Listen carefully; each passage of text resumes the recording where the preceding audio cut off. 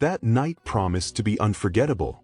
Claire, about to be honored, had no idea that what began as a celebration of her greatest achievement would quickly turn into a confrontation with the harsh reality of prejudice. The night started off promising.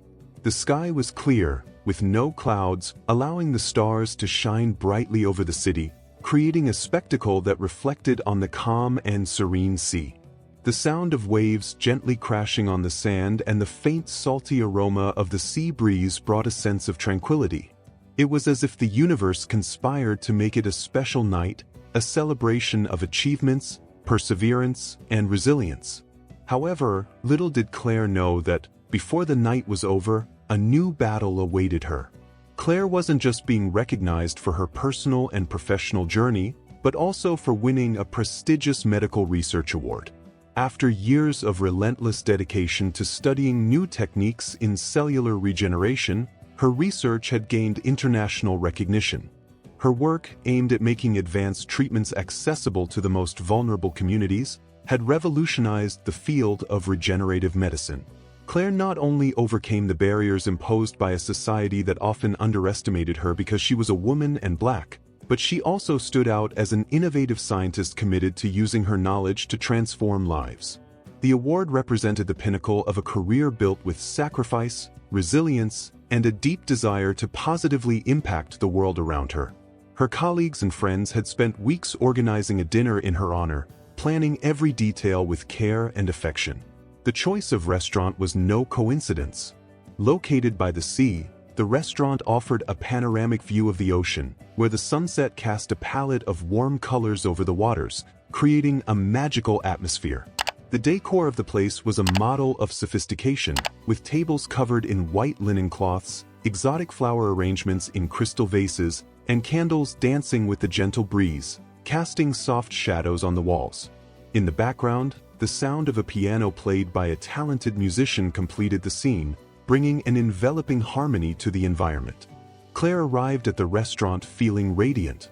The dress she had chosen for the occasion, a long blue silk gown, flowed gently with each step she took, contrasting with the shine of the silver shoes she wore.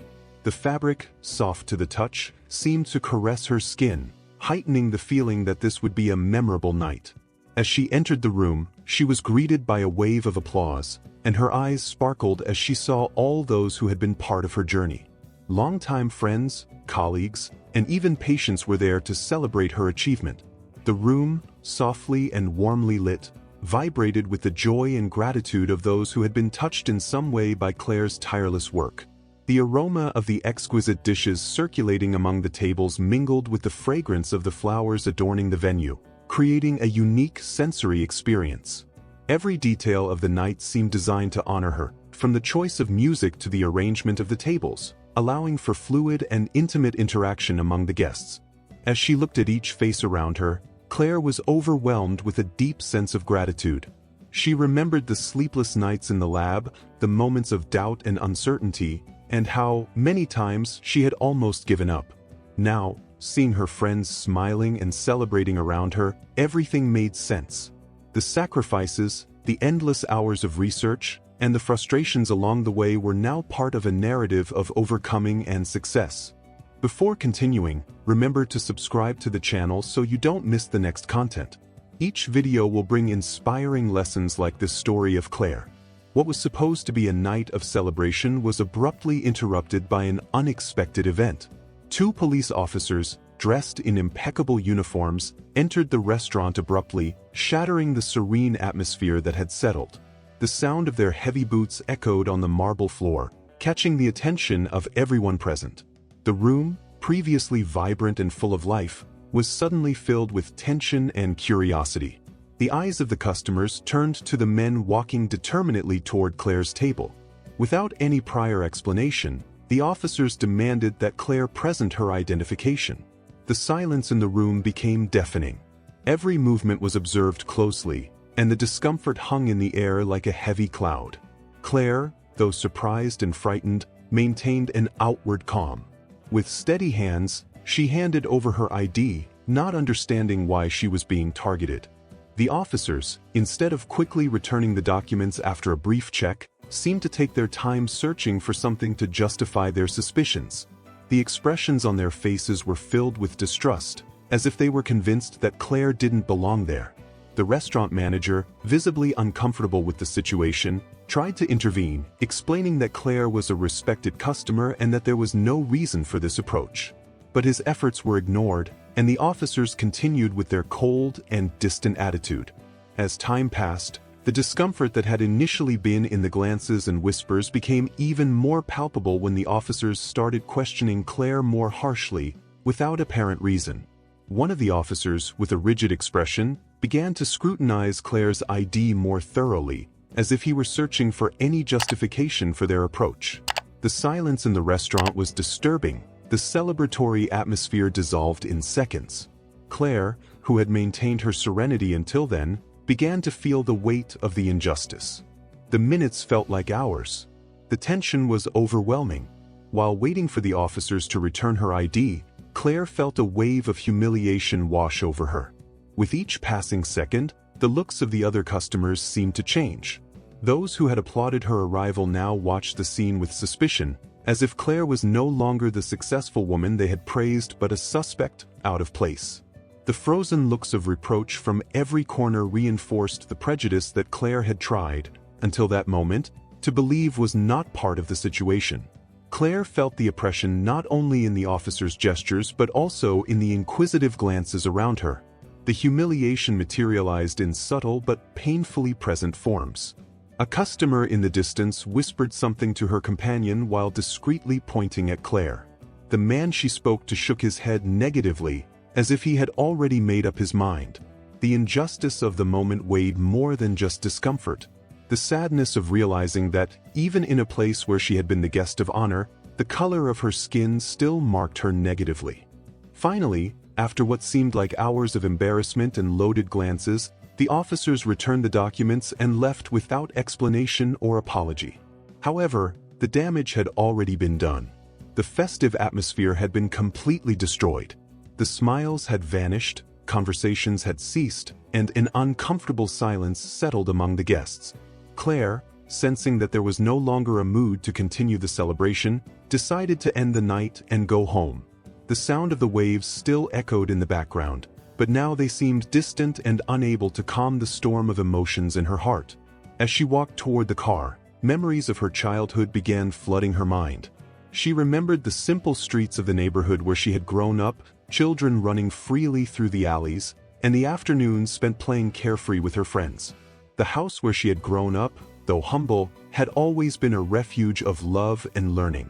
Her parents, both dedicated teachers, had always encouraged her to study and pursue her dreams, even when financial hardships seemed insurmountable.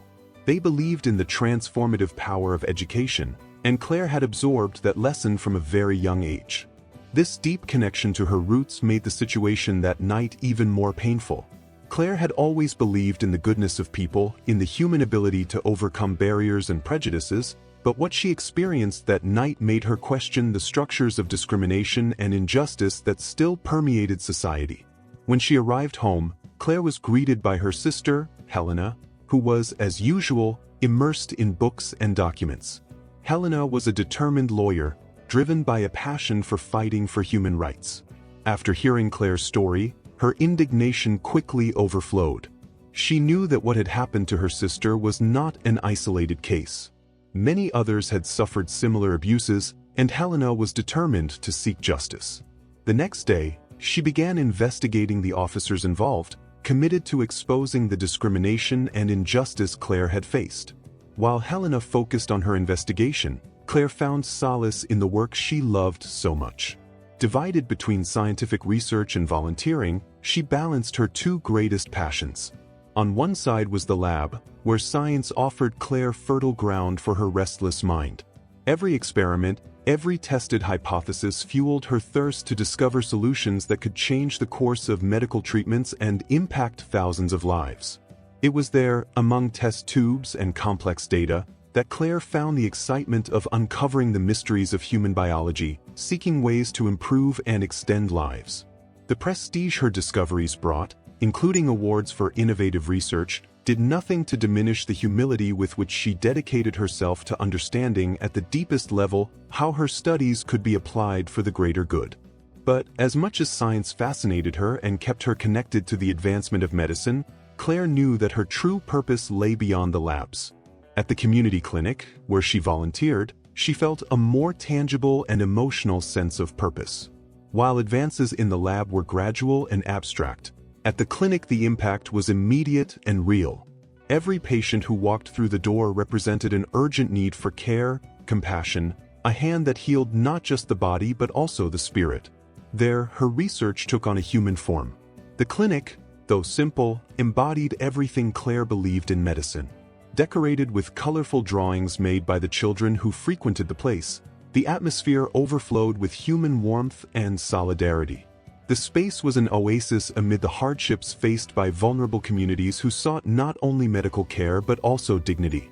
For Claire, every gesture of gratitude from her patients, every smile she received, reaffirmed why she had chosen to dedicate her life to medicine.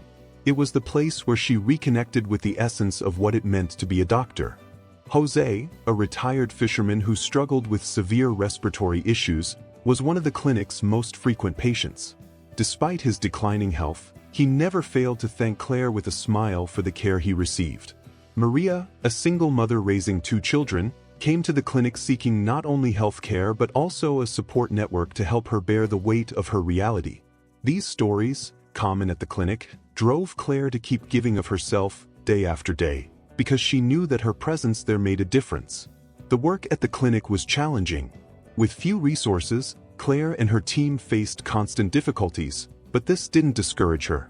On the contrary, the lack of materials motivated her to fight for more, to find ways to expand services and bring medical care to even more underserved areas. She dreamed of the day when her advanced research, conducted in cutting-edge centers, could benefit these communities in practical and accessible ways, eliminating inequality in access to healthcare. The routine at the clinic was intense, but Claire felt renewed each time she walked through its doors. The laughter of children filled the air, while mothers exchanged experiences as they patiently waited for their appointments. It was in this setting that Claire felt most fulfilled. Often, she would stop in front of a mural in the waiting room where one of the children had drawn Dr. Claire with a syringe in hand as if it were a magic wand. That image, though simple, captured the essence of the impact Claire had on the lives of those people. She was a source of hope and healing, someone they could fully trust. One particularly busy day at the clinic, Claire was preparing for another shift when she was approached by Anna, a girl of just 8 years old.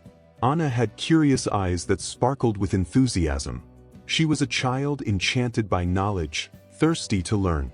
She timidly approached Claire but with a curiosity she couldn't hide. "How does the body know it needs to heal?" Anna asked, with the innocence typical of childhood. Claire, with a caring smile, sat next to her and began to explain the basics of the immune system. The conversation with Anna lasted a few minutes, and Claire felt a deep connection with the child. She remembered herself as a child, with the same insatiable curiosity, dreaming of transforming the world around her. Anna wanted to be a doctor, and Claire felt an enormous responsibility when she realized that, in some way, she was shaping the future of this girl. Anna's questions were simple, but filled with a genuine desire to understand how the world worked. For Claire, it was a reminder that her work, in addition to saving lives, planted seeds of hope for future generations. Meanwhile, Helena, with her relentless determination, wasn't resting. Each day, the investigation into the officers involved in the restaurant incident advanced. Helena discovered that those officers had a history of abuses, not just against Claire, but against many others, especially individuals from marginalized groups. As the days passed, Helena managed to gather testimonies from other victims, creating a strong dossier. She knew that to achieve justice, it wasn't enough to expose Claire's case. It was necessary to show that there was a pattern, a structure of systematic prejudice that needed to be dismantled. Determined to accelerate the justice process, Helena took the case to the press. The public exposure quickly gained momentum, and within days Claire's case was in the headlines of the main newspapers and television programs. The story became a symbol of the fight against racism and abuse of power in the country. The public response was immediate. Peaceful protests began to take over the streets of New York, with thousands of people demanding justice not only for Claire but for all those who had been victims of discrimination. The city streets were filled with posters, flags, and chants of "Justice for Claire." There was an energy in the air, a sense that things could finally change. The protests, though peaceful, were powerful. Families, students, activists, and people of all ages came together for a common cause. Claire, who had always preferred quiet and discreet work, suddenly found herself in the spotlight. It was an uncomfortable role for her, but she knew that her experience could inspire others not to remain silent in the face of injustice. Have you or someone you know ever faced a similar situation? Share your experience or thoughts in the comments below. We would love to hear your opinion. Still, the media brought to light a greater complexity. Not everyone was on Claire's side. Some tried to discredit her story, suggesting that she had exaggerated the situation. With every interview she gave, Claire found herself facing a subtle but powerful resistance from sectors of society that preferred to turn a blind eye to the reality of prejudice. It was an emotionally exhausting time. Seeing her story questioned and distorted was painful, but Claire remained firm, knowing that her fight was not just for herself. The legal process, which Claire and Helena had started with so much hope, soon revealed itself to be a minefield of obstacles and frustrations. In the very first hearings, it became clear that the defense for the officers would use every tactic possible to discredit Claire. The first shock came when the defense lawyer presented an argument that suggested Claire's presence at the restaurant had been suspicious, implying that the police intervention had been motivated by legitimate security concerns. Claire, sitting in the witness stand, once again felt the weight of prejudice. With every word the lawyer spoke, it felt as if her skin color and social position were once again under scrutiny, as if she had to prove she had the right to be in that place, in that context. Helena, by her side, remained calm, but Claire could see the tension in her eyes. They both knew that this would be a much tougher battle than they had imagined. The media, which had initially supported Claire, began to divide. Some outlets suggested that perhaps the incident had been exaggerated, that the officers were just doing their job. The defense seized upon this, bringing in experts to try to shift the focus of the case from discrimination to a matter of routine police procedures. Claire, the victim, was now being treated as someone who had to justify her own public humiliation. In the following hearings, the tension only grew. The defense brought in witnesses who testified that they had seen nothing wrong with the officers' conduct. One of the restaurant employees, visibly nervous, stated that the officers had been polite and that the interaction had been quick and respectful. This infuriated Claire, who knew that those words were far from the truth, but the defense seemed to be succeeding in manipulating perceptions. In one of the most humiliating moments, the defense lawyer insinuated that Claire might have had some suspicious behavior that justified the officer's approach, even though there was no evidence of this. He cast doubt on her appearance and actions that night, suggesting that her elegant dress and demeanor might have been misinterpreted by the officers as an attempt to deceive those present. The insinuation was clear. Claire, being a black woman, shouldn't have been in that luxurious setting without raising suspicion. Claire began to feel that the trial was slipping out of her hands. It seemed that with every hearing, her dignity was being eroded a little more. The media portrayed the trial as a controversial battle, but without focusing on the real issue, the institutional racism Claire had suffered. Headlines questioned whether the case had been exaggerated or if she was playing the victim. Claire was exhausted, physically and emotionally, and even with Helena's unwavering support, she began to question whether she could endure to the end. The next blow came when the judge presiding over the case seemed to lean in favor of the defense. He was resistant to accepting as evidence the testimonies of other victims of racism by the same officers. Helena made a passionate plea, insisting that these testimonies were crucial to proving that there was a pattern of discriminatory behavior, but the judge refused. He stated that each case should be treated individually, which left Claire and Helena devastated. Without those testimonies, the defense they had built began to crumble. By this point, Claire felt that the system was against her. The institution seemed complicit in the racism she had faced, and justice, so distant, seemed like an empty promise. The case dragged on, and each new hearing was an emotional battle that drained her strength. In a particularly difficult moment, after yet another unfavorable court ruling, Claire thought about giving up. She no longer wanted to be exposed to public scrutiny, to the humiliating questions and the suspicious looks she received both in court and in the media. Helena, however, refused to give up.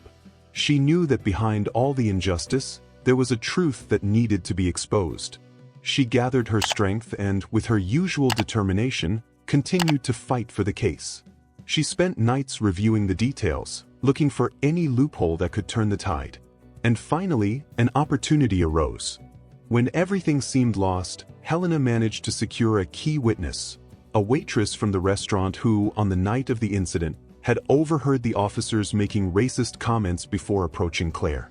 The defense tried to discredit the testimony, claiming that the waitress was just seeking attention and that her accounts were vague. However, Helena was relentless in her questioning, proving that the witness was credible and that, indeed, the officers had already displayed racist attitudes before even interacting with Claire. This testimony was the turning point. Suddenly, the court began to see the case with new eyes. The media, which had been ambivalent until then, started to give more attention to the racial injustice Claire had suffered. The case ceased to be a debate about police procedures and became what it had always been, a trial about racism and abuse of power. The defense tried once more to discredit Claire, but it was too late. The truth about the officers' conduct had been exposed. The testimonies of other victims, which had previously been ignored, began to gain weight again, thanks to public pressure and the renewed focus of the media. Peaceful protests in support of Claire continued to grow, and public opinion was finally on her side. After months of tension, humiliation, and uncertainty, the final verdict arrived. The officers were convicted of abuse of power and racism. When the sentence was read, Claire felt a wave of relief, as if a massive weight had been lifted from her shoulders. The sense of justice, though delayed, was profound. It wasn't just a personal victory, it was a victory for all the people who had been silenced by prejudice. The court finally recognized that Claire had been the victim of an entrenched practice of discrimination, and the conviction of the officers set an important precedent for other cases of racism. The court ruling not only brought justice for Claire but also forced the local police to review their training policies. The reforms included mandatory human rights education programs and the creation of an independent commission to monitor abuses of power. The restaurant, in turn, committed to investing in inclusion and anti-racism programs, becoming a symbol of transformation after the scandal. After the victory in court, Claire and Helena realized that the impact of the case went beyond personal justice. The popular mobilization, the media discussions, and the institutional changes had generated a wave of awareness that couldn't be ignored. They knew that racism and discrimination couldn't be fought solely in court. It required continuous and broad work, encompassing all spheres of society. It was at this point that they began to discuss the creation of something bigger, something that could be a lasting tool for transformation. Claire, with her experience in the community clinic, already knew well the urgent needs of the most vulnerable communities. She saw up close how the lack of access to health care, education, and legal support perpetuated cycles of poverty and exclusion. At the same time, Helena, with her experience as a human rights lawyer, saw how the legal system often failed to protect these same people. The two sisters, combining their strengths and knowledge, began to conceive of a project that could unite these three pillars: health, education, and justice, in one space. It was during one of these conversations, still under the impact of the trial, that the idea for Renova Vita was born. The initial proposal was simple but powerful: to offer integrated services that would address not only the medical needs of underserved communities but also their legal and educational needs. Claire envisioned a network of community clinics, inspired by the work she was already doing, where people could receive quality medical care, regardless of their financial situation. At the same time, Helena envisioned the creation of legal aid centers, where people could seek advice on their rights and receive help in cases of abuse, like the one Claire had faced. As the conversations progressed, Renova Vita began to take shape. Claire wanted the organization to be a space for transformation, where caring for the body and mind went hand in hand with defending human rights. She knew that health wasn't just physical, it was also mental, emotional, and social.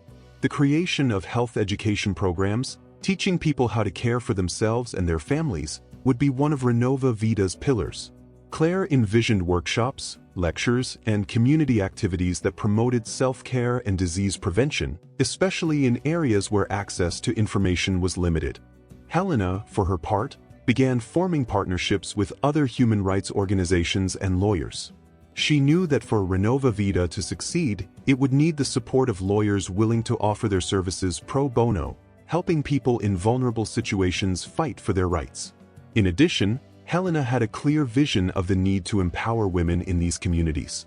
She knew that financial independence and access to information were fundamental tools for fighting inequality and prejudice. Thus, she began designing a professional training program specifically for women in vulnerable situations, teaching skills that could help them earn their own income and secure a more dignified life. With the idea solidified, Claire and Helena sought support. The media attention from the court case had sparked the interest of several institutions, NGOs, and even entrepreneurs in the cause. Funding for the first Renova Vita unit came quickly, and the dream began to materialize. The project, which at first seemed like a daunting challenge, now had a life of its own, growing beyond the sisters' expectations. They realized that many people wanted to get involved, to help, and to be part of this transformation. As time went on, Claire and Helena decided it was time to expand Renova Vita even further, the organization they had founded. The work they were already doing in the community clinic grew, and now they would offer not only medical care but also legal and educational support for the most underserved communities. Claire introduced health education programs, while Helena led professional training initiatives, especially focused on women in vulnerable situations. The impact of Renova Vita went beyond what Claire and Helena could have imagined. Invitations to conferences and human rights events started pouring in, and they began sharing their experiences on other platforms. Over time, the organization expanded to other regions of the United States and later to other countries, bringing medical care and legal support to marginalized communities around the world. During one of these international conferences, Claire met Aisha, a Kenyan doctor who shared the same passion for humanitarian causes. The connection between them was immediate, and they soon formed a partnership to bring medical care to conflict areas in Africa. With this new expansion, Renova Vita also began working in refugee camps, where medical and psychological support was essential for populations affected by war and extreme poverty. Working in the refugee camps presented new challenges for Claire. The conditions were harsh. The lack of resources, logistical difficulties, and stories of human suffering were constant. But every life saved, every person treated, reinforced Claire's belief in the transformative power of medicine and human care. Once again, she found herself touching the lives of people who, like her, faced the deepest adversities. While Claire worked tirelessly alongside Aisha, Helena continued to expand the legal side of Renova Vita, ensuring that the most underserved communities had access to justice. The success stories that came from these communities filled the two sisters with pride and satisfaction. They knew they were making a real difference, not only by offering immediate help but by planting seeds for a more just and equal future. Years passed, and Claire was recognized at an international human rights ceremony. On stage, alongside important figures, she reflected on her journey. She remembered the difficulties she had faced, the prejudices, and the challenges she had overcome. And it was at that moment that Anna, now a teenager who had recently passed the entrance exam for medical school, came up on stage to thank Claire for everything she had done for her community and for inspiring her to follow the same path.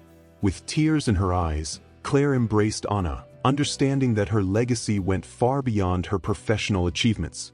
She had touched hearts, inspired lives, and helped build a more just future. And you? Have you ever met someone who impacted your life the way Claire did for Anna? Tell us in the comments below. We'd love to know how these stories inspire you. Claire and Helena's story is a powerful testament that even in the face of the deepest adversities, it is possible to fight for a more just and equal world. They turned their pain into purpose, and with that, they illuminated the path for many others. Their legacies, built on the foundations of justice, empathy, and determination would continue to inspire future generations. Thank you for watching until the end. If you enjoyed this journey, don't forget to subscribe to the channel and turn on notifications so you won't miss any of the next transformative content.